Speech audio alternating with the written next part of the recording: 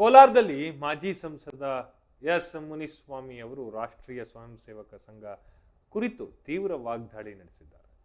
ಅಲ್ಲದೆ ರಾಜ್ಯದ ಕೆಲವೆಡೆ ಆರ್ಎಸ್ಎಸ್ ಪಥಸಂಚಲನಕ್ಕೆ ಆಕ್ಷೇಪ ವ್ಯಕ್ತಪಡಿಸ್ತಾ ಇರುವಂತಹ ಹಿನ್ನೆಲೆಯಲ್ಲಿ ಕಾಂಗ್ರೆಸ್ ಸರ್ಕಾರದ ವಿರುದ್ಧ ವಾಗ್ದಾಳಿಯನ್ನು ನಡೆಸಿದ್ದಾರೆ. ಕೋಲಾರದಲ್ಲಿ ಮಾಜಿ ಸಂಸದ ಮುನಿಸ್ವಾಮಿ ಅವರು ರಾಷ್ಟ್ರೀಯ ಸ್ವಯಂ ಸೇವಕ ಸಂಘದ ಕುರಿತು ಮಾತನಾಡಿದ್ದವರ ವಿರುದ್ಧ ತೀವ್ರವಾದಂತಹ ವಾಗ್ದಾಳಿಯನ್ನು ನಡೆಸಿದ್ದಾರೆ. ಆರ್ಎಸ್ಎಸ್ ಪಥಸಂಚಲನದ ವೇಳೆಯೂ ಕೂಡ ಆಕ್ಷೇಪಗಳನ್ನ ಕೇಳಿಬಂದವು. ಈ ಕಾರಣಕ್ಕಾಗಿ ಕಾಂಗ್ರೆಸ್ ಸರ್ಕಾರದ ವಿರುದ್ಧ ವಾಗ್ದಾಳಿ ನಡೆಸ್ತಾ ಇದ್ದೇನೆ ಅಂತ ಹೇಳಿದ್ರು. ಅವರು ಸಚಿವ ಪ್ರಿಯಾಂಕಾ ಖರ್ಗೆ ಅವರನ್ನ ನಾಲಾಯಕ ಮಂತ್ರಿ ಎಂದು ಕೂಡ ಕರೆದರು. ಸಚಿವ ಪ್ರಿಯಾಂಕಾ ಖರ್ಗೆ ಅವರು ಕಾಂಗ್ರೆಸ್ ಹೈಕಮಾಂಡ್ನ ಮೆಚ್ಚುಗೆ ಗಳಿಸಲು ಈ ರೀತಿ ಮಾತನಾಡ್ತಾ ಇದ್ದಾರೆ ಅಂತ ಕೂಡ ಮಾಜಿ ಸಂಸದರು ಆರೋಪಿಸಿದರು. ಅಲ್ಲದೆ ರಾಜ್ಯ ಸರ್ಕಾರದ ಆಡಳಿತ ವೈಫಲ್ಯವನ್ನ ಮುಚ್ಚಿ ಹಾಕಲು ಆರ್ಎಸ್ಎಸ್ ಚಟುವಟಿಕೆಗಳಿಗೆ ತಡೆ ನೀಡಲಾಗ್ತಾ ಇದೆ ಅಂತ ಕೂಡ ದೂರಲಾಯಿತು. ಮುನಿಸ್ವಾಮಿ ಅವರು ಆರ್ಎಸ್ಎಸ್ ಕಾರ್ಯಕರ್ತರನ್ನ ಉದ್ದೇಶಿಸಿ ಆರ್ಎಸ್ಎಸ್ ತಂಟೆಗೆ ಯಾರಾದರೂ ಬಂದ್ರೆ ಸುಟ್ಟು ಭಸ್ಮ ಆಗ್ತಾರೆ ಅಂತ ಎಚ್ಚರಿಕೆಯನ್ನು ನೀಡಿದರು. ಮಾಜಿ ಸಂಸದರು ಸಚಿವ ಪ್ರಿಯಾಂಕಾ ಖರ್ಗೆ ಅವರು ಐಟಿ-ಬಿಟಿ ಸಚಿವರಾಗಿ ವಿಫಲರಾಗಿದ್ದಾರೆ ಅಂತ ಕೂಡ ಟೀಕಿಸಿದ್ರು. ಅವರ ಪ್ರಕಾರ ಇಂದು ಕೈಗಾರಿಕೆಗಳು ಕರ್ನಾಟಕವನ್ನ ತೊರೆದು ಇತರ ರಾಜ್ಯಗಳಿಗೆ ಹೋಗುತ್ತಿವೆ. ಮುನಿಸ್ವಾಮಿ ಅವರು ಆರ್ಎಸ್ಎಸ್ ಪರವಾಗಿ ನಿಂತು ಆರ್ಎಸ್ಎಸ್ಗಾಗಿ ನಾವು ಪ್ರಾಣ ತ್ಯಾಗ ಮಾಡಲು ಸಿದ್ಧವಿದ್ದೇವೆ ಎಂದು ಘೋಷಿಸಿದ್ರು.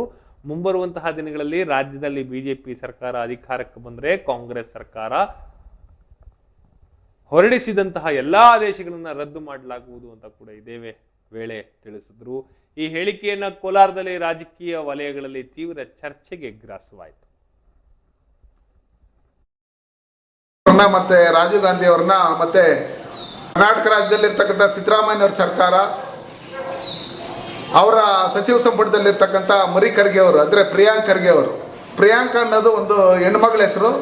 ಅದು ಯಾವುದೇ ಕಾರಣಕ್ಕೆ ಅದು ಏನಕ್ಕೆ ಯಾರನ್ನ ಮೆಚ್ಚೋದಕ್ಕೋಸ್ಕರ ಅದು ಪ್ರಿಯಾಂಕ್ ಖರ್ಗೆ ಅಂತೇಳಿ ಅವ್ರ ಮಗನಿಗೆ ಇಟ್ಟಿದ್ದಾರೆ ಗೊತ್ತಿಲ್ಲ. ಅದು ಇಂದಿರಾ ಗಾಂಧಿ ಅವ್ರನ್ನ ಮತ್ತು ರಾಜೀವ್ ಗಾಂಧಿ ಅವ್ರನ್ನ ಮತ್ತು ಸೋನಿಯಾ ಗಾಂಧಿ ಅವ್ರನ್ನ ಮೆಚ್ಚೋದಕ್ಕೆ ಅವ್ರು ರಾಹುಲ್ ಮತ್ತು ಪ್ರಿಯಾಂಕ್ ಅಂತ ಏನು ಹೆಸರಿಟ್ಕೊಂಡಿದ್ರು ಅದನ್ನು ಹೆಸರು ಪ್ರಿಯಾಂಕ್ ಖರ್ಗೆ ಅಂತ ಹೇಳಿ ಇಟ್ಟಿದ್ದಾರೆ. ಏನಕ್ಕಂದ್ರೆ ಅವ್ರನ್ನ ಮೆಚ್ಚಿಸಿ ಅವ್ರ ತಂದೆಯವರು 7 ಬಾರಿ ಶಾಸಕರಾದರು, 3 ಬಾರಿ ಲೋಕಸಭಾ ಸದಸ್ಯರಾಗಿದ್ದಾರೆ, ರಾಜ್ಯಸಭಾ ಮೆಂಬರ್ ಆಗಿದ್ದಾರೆ.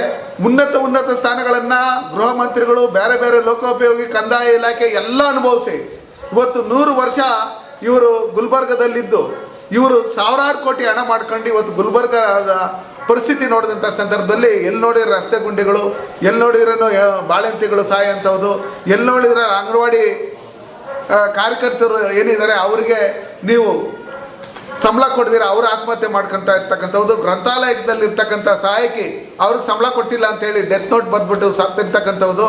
ಮತ್ತು ನಿಮ್ಮ ಪ್ರಿಯಾಂಕ್ ಖರ್ಗೆ ಅವರು ಏನು ಐಟಿ-ಬಿಟಿ ಕಂಪ್ನಿಯಲ್ಲಿ ಕೆಲಸ ಮಂತ್ರಿಗಳಾಗಿದ್ದಾರೆ.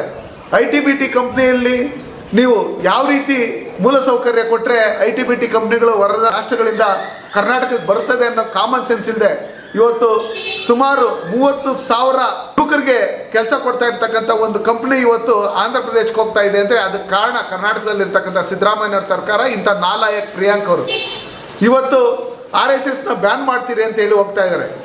ಇವರು ಓದಿರ್ತಕ್ಕಂಥ ಒಂದು 4ನೇ ಕ್ಲಾಸ್ ಅಂತ ಹೇಳ್ಬಿಟ್ಟು ಎಲ್ಲ ಅಲ್ಲಿ ಗುಲ್ಬರ್ಗದಿರ್ತಕ್ಕಂಥವರೆಲ್ಲ ಹೇಳ್ತಾರೆ ಫೇಕ್ ಸರ್ಟಿಫಿಕೇಟ್ಗಳು ಮಾಡ್ಕೊಂಡು ಓಡಾಡ್ತಾ ಇದ್ದಾರಂತೆ.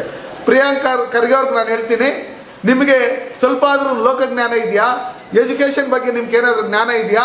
ಇವತ್ತು ನೀವು RSSನ ಬೈಯೋದು, BJPನ ಬೈಯೋದು ಬಿಟ್ಟರೆ ನೀವು ಡೆವಲಪ್ಮೆಂಟ್ ಕೆಲಸ ಏನು ಮಾಡಿದ್ದೀರಿ? ನಿಮ್ಮ ಇಲಾಖೆಯಲ್ಲಿ ಏನು ಕೆಲಸಗಳು ಮಾಡಿದಿರಿ? ನಿಮ್ಮ ಇಲಾಖೆಯಲ್ಲಿ ಎಷ್ಟು ಭ್ರಷ್ಟಾಚಾರ ನಡೀತಾ ಇದೆ?